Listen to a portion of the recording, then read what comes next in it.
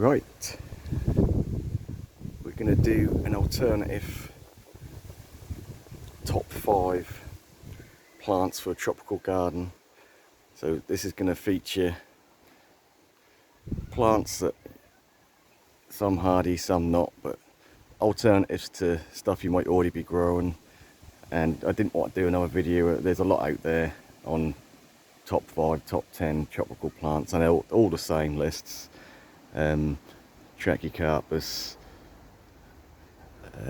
just the standard plants, and I want to do something a bit different. So we're going to look at some plants and we'll show you the alternatives to something you might already be growing, or if you are already growing these plants, good. Right, so first one is going to be a small, fairly insignificant plant, but still worth growing for the colour. So if you grow Coleus or Iracine, something, a small understory gap filler, something that's going to, bright leaves or something, and you don't want the hassle of growing everything from seed every year or over winter and stuff, we're going to look at this. It is in the shade, so I hope the colour's coming out. And you'll have to forgive me, I can't remember off the top of my head the actual proper name. I call it orange peel plant, because if you rub the leaves, that does, exactly smells like orange peel. But as you can see, fairly small leafed, but you get all sorts of yellows and reds on the greens, and it does really sort of show up. So this is a totally hardy plant, often sold in like the pond section because it is like a marginal, but it grows perfectly happily just in the border, as long as it doesn't dry out too much. Yeah, so this is going to be a perennial, so it comes back every year. No issues with starting it from seed every year, or having to overwinter it. Real easy plant. Do nothing with it, just give it the occasional water if it's dry, and yeah, it does spread. Some people think to the border of invasive, but I haven't found that myself. I mean, I have got a couple of little shoots elsewhere, so it does spread, but that's not a bad thing. You can pluck them out and put them where you want. But yeah, when you've got sort of foliage like that on a totally hardy plant, I think that's a good little gap filler. Right, so that's number 1. These are in no particular order. So number 2, we're going to look at something, maybe, you grow cordlines, some fancy cordlines, and you lost them in the winter, but you like that sort of strappy leaf foliage. This is a good alternative. Again, it is a perennial, so it does die down. This is a Eucomus purpurea, so it's a bit bigger than your normal green bicolour Eucomus, which I'll show you in the border over here. So this is your standard green, which tends to, nice sort of chunky leaves, and you get the pineapple flower come up, hence the common name pineapple lily. But this is, as the name would suggest, the purple version. So it's a lot bigger, the leaves are longer, really nice deep purpley burgundy colour, and they do spread in time. There's a clump of 3 here, and the only thing with these is if you want them for the flowers, they're not guaranteed to flower every year, but as it happens, all 3 of these have got flowers coming. So it's going to be a little while before they come out, but the flowers actually go above the foliage. Little purple pineapples. And yeah, it's just again, sort of a standout plant in a sea of green, if you've got a lot of greens and you want something different. And like I say, with your sort of red star cordlines and that, sometimes they're not always guaranteed to make it through winter, especially if you have a bad one. This obviously dies back over winter, and in general it's pretty hardy and it'll come back for you every year. So yeah, that's a good alternative to your standard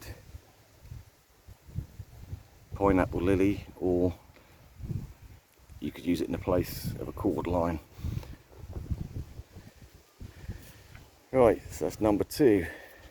So number 3, yes, we all like big leaves, bananas, and we just did have a really windy weekend.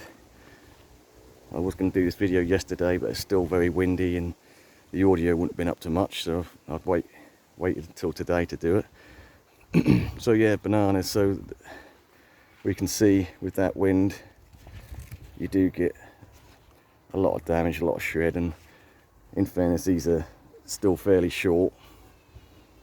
If you've got taller specimens, they're going to be even worse. I mean, luckily for me, mine are fairly small at the moment, so we didn't get too much wind damage. We did get a leaf snap on this little new one, but anyway, so you want something tall with big foliage, something that's a bit thicker. And I'm not going to say this is the perfect specimen because it has been shredded, but this is an old leaf. But this is the old leaf here. So we're looking at the giant white bird of paradise, Strelitz and Nicolai, and you're looking at very similar. It's in the same family basically, or closely related to bananas.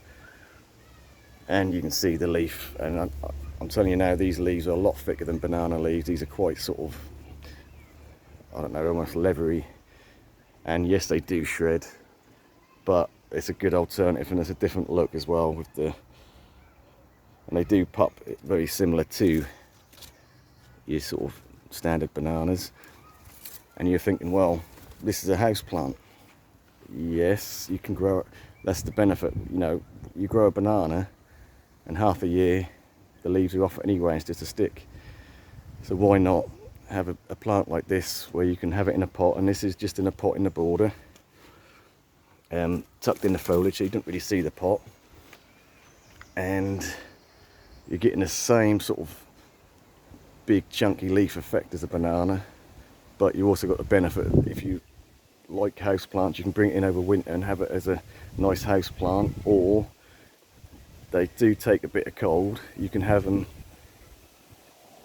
in a frost-free environment, shed, garage, conservatory, summer house, whatever, greenhouse, and as long as they don't get frosted, they're absolutely fine. Just keep them dry, and yeah, it just gives you a different look. I've got several, and you can buy these. They're quite easy to get hold of now. I know B&M do them. I've seen them in Morrison's. They're normally around 12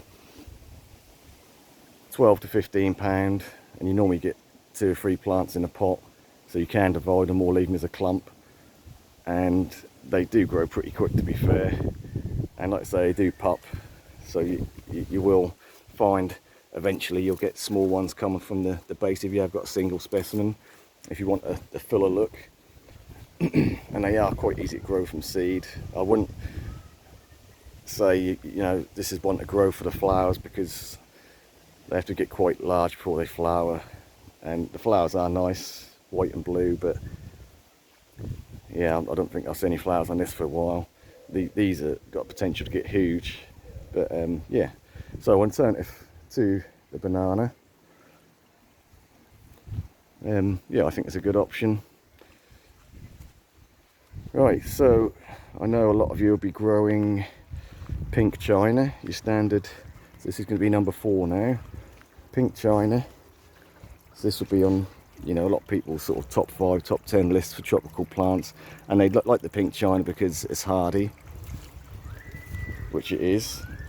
But to me, I don't particularly like the leaf shape, and I'm not really fond of the colour of the stem either.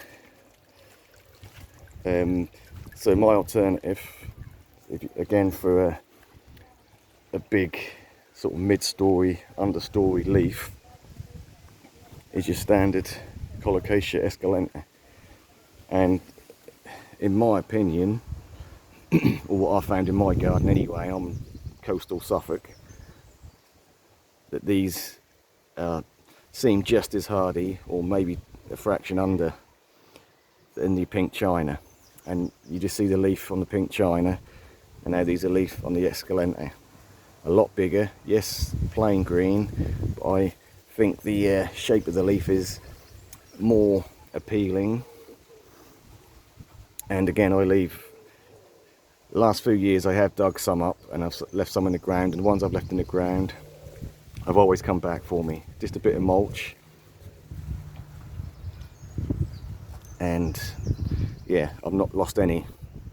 All come back, and even with this sort of cooler start to the season, and even, you know, not really had any high temperatures this summer, and they're still pumping out good sized leaves.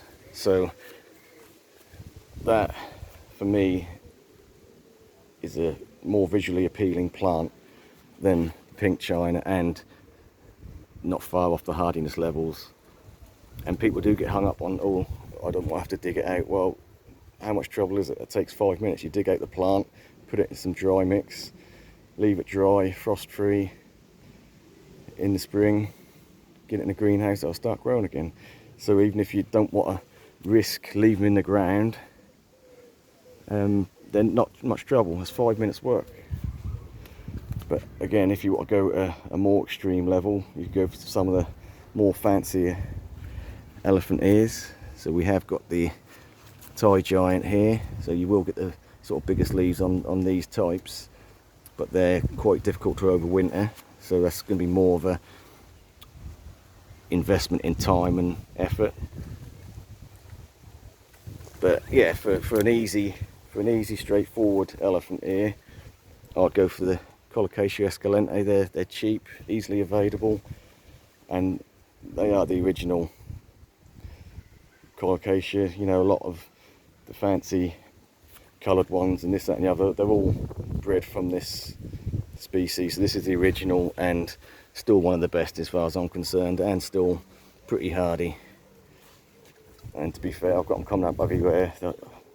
I leave them in the ground, like I say, and they always come back. Right, so that's number 4. So we're going to do 5 today. I may well revisit this and do another 5 in a month or so. So number 5, again, people say, oh, let's have a tree, you know, palm tree or something evergreen to give you year-round interest. And everyone will say Trachycarpus bulletproof. Yes, it is. Very nice palm. I'm growing several myself. Not going to knock it. But if you want something different, you know, maybe a pinnate, and you don't really want to shell out stupid money for a Jabaya, because they are still very expensive because they're so slow growing, the alternative would be the Bootea. And I bought 2 last year, fairly big size ones. So we've got this one here, really nice form, and we've got this one here which is a bit tighter. So yes, you're going to be still an investment. You're looking between 250, 350, you know, but you know what they bring. To be fair, these 2 new palms I was concerned about, being new, first sort of winter in the ground, as it were, and they're the 2 palms that took the least damage out of all the palms I've got. So they are quite tough and evergreen, and a bit more interesting than your standard Trachycarpus. So if you've got a bit of money to spend, for me, this is going to be the first port of call. And when you've got a leaf shape like that, and you know that the colour, I mean, they do vary. To be fair, you can get like a plain green one. I say plain green, still nice. This is more of a silvery, bluey green, my preferred. But you know, either way, the form of it, you just can't beat it for its hardiness. And I'm not going to say, oh, they're going to be hardy in Scotland or, you know, up north extremes, but in general, and they will, you know, they're not that hard to protect. but they will take a lot of cold. You know, we got -5 struck -6, week and a half solid, nearly 2 weeks, and no damage to these whatsoever. So if you're looking for a pretty tough palm and something different, which is not going to cost you nearly £1,000, let's say, for a decent sized Jabaya, this for me would be the perfect alternative. And I just think they're one of the best looking palms you can grow in the UK. They really are. Right, so that is the alternative top 5 plants for a UK cold climate tropical style garden. Like I said, I didn't want to churn out the same video as everyone else who, you know, everyone's got, you know, phormiums, gonorrhea, this, that, and yeah, that I'm not arguing with that. They're all good plants, but you know, you want some alternatives, something, you know, maybe a little bit different. Then there's my top 5 for you. Don't forget to like and subscribe. It is free, and we'll catch you on the next one. Thanks for watching.